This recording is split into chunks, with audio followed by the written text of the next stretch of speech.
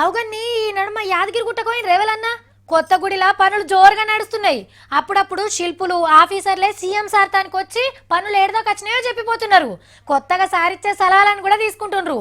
ఊకూకే ముఖ్యమంత్రి సారే పోయి చూసి రావాలంటే వీలు కాదు కదా. అయినా అప్పుడప్పుడు కూడా పోనే పట్టే. ఈ తాపకు నేను పోయి చూసేస్తా ఆయన బయలుదేరిండికి సారు.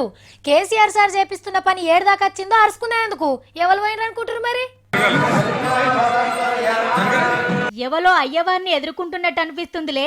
నరసన్న పెద్ద భక్తుడు నరసింహం సారు ఇయాల యాదగిరి గుట్టకొచ్చిండు. దేవుని దర్శనం చేసుకుని బయటకొచ్చినాక ఇద్దరు పెద్ద మనుషులను పీటల మీద కూసోబెట్టి దీవనార్తులు పెట్టిండ్రు అయ్యవార్లు. మన్మరాలు కింద కూసుంటే లేపి నడుమిట్లా కూసోబెట్టుకుండ్రు. ఇంటికి పట్టుకోవమని షేరో 10 గల లడ్డూలు ఇచ్చిండ్రు కవర్లా. ఎనకసిరి టీవీలా నరసన్న కొత్త గుట్ట సినిమానే చూపెట్టిండ్రు ఆఫీసర్లు. గర్భగుడి ఎట్లుంటది, గోపురాలు ఏడెడగడుతుంది, అంజన్న విగ్రహం ఎంత పెద్దగుండేది, లైన్లు ఏడికెళ్ళి కట్టాలే, లడ్డూలు ఏడ అమ్మేది మొత్తం చూపించిండ్రు వీడియోలా. ఇక నరసింహం సార్ కూడా గుళ్ళు గోపురాల శాస్త్రం తెలిసినోడే కాబట్టి ఇంకెట్లా కడితే మంచిగుంటుందో కొన్ని సలహాలు కూడా ఇచ్చిండు. ఇక ఆడికెళ్ళి బయటికొచ్చి గుట్ట చుట్టూ తిరుక్కుంటా పనులు ఎట్లా జరుగుతున్నాయి అరుచుకుండు. నక్షలు తెప్పించుకొని చూసిండు. దసరా పండుగ వరకు గుట్టను గుర్తుపట్టకుండానే చేస్తామన్నారు ఆఫీసర్లు.